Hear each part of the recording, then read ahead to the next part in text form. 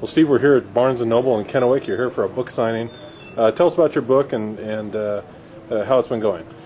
Well, it's been going great, a lot more than what I'd expected. I realized that I think what the world needed was a good guidebook on the state of Washington wineries, so that's what I started out doing. I started this venture 2 years ago, and it took almost that long to publish the book. And basically, I got around, saw the whole state, divided the state into 12 wine country regions, and within that identified and grouped together the wineries into wine trails. So it's going really well. We're getting ready to go for a third printing here, and I think that's a testimony to how much people enjoy getting out there and discovering wine country.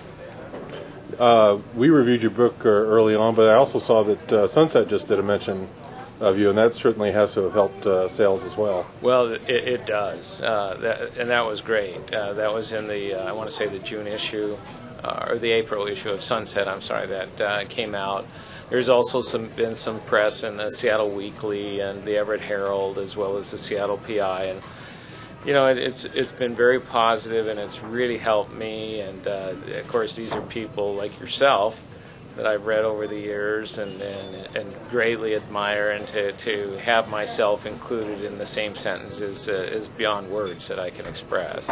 Tell us a little bit about the book, The Trails. What entails a wine trail? Well, basically I took a rather Chamber of Commerce approach, if you will. I'm a wine enthusiast. I don't pretend to be a connoisseur.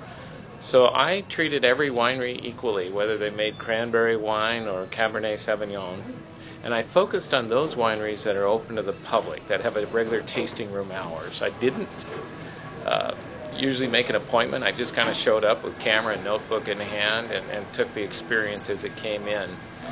And so what became apparent to me after I got lost a million times is that there's a natural circuit in a geographic area, and I lumped those wineries together into 32 wine trails that comprise the book.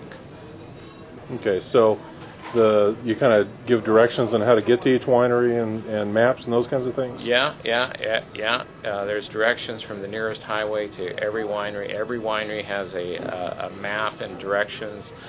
What I've done is I have some information about the winery itself, in terms of the hours and who's the winemaker. Do they charge a tasting fee? Is there a gift shop? Are there picnic facilities? And then I tried to capture the story behind the story, as to, in 300 words or less, describe what's driving the winemaker, what's unique about that winery, etc. I would include a couple photos for each winery, so that people, I'd heard about, for example, Horse Heaven Hills or Red Mountain, but to me it was just amorphous. I didn't know what the heck it was. Well, now the reader, it makes it easy for people to get out there to wine country regions and see for themselves. So they can see the book and kind of get a sense before they get there what to expect. Well, my experience writing the book was, by the time when I started, there were about 300 wineries in the Northwest. When I finished it, there were over 400. It's got to be hard to keep up with the growth in Washington. Well, it really is. What I've done, I do have a companion website, and I try and keep it current in terms of populating it with current winery information. I think when it comes time to do the second edition or future editions, it'll be a snap relative to the 5,000 hours that it took to do the first edition. Because of the companion website and having already invented the wheel, it'll be a lot easier. But still, I think I read where there's a winery opening every week, and so I'm going to try and renew the book every other year, every 2 years, to go out with a new edition. So your hope is to have one of these books in every wine lover's glove box, then, right? I hope so. It's really intended not to read from cover to cover, but it's really a guidebook meant to be thrown in the glove box and read aloud as you get out there and experience wine country. Great. Well, thank you, Steve. Thank you, Andy.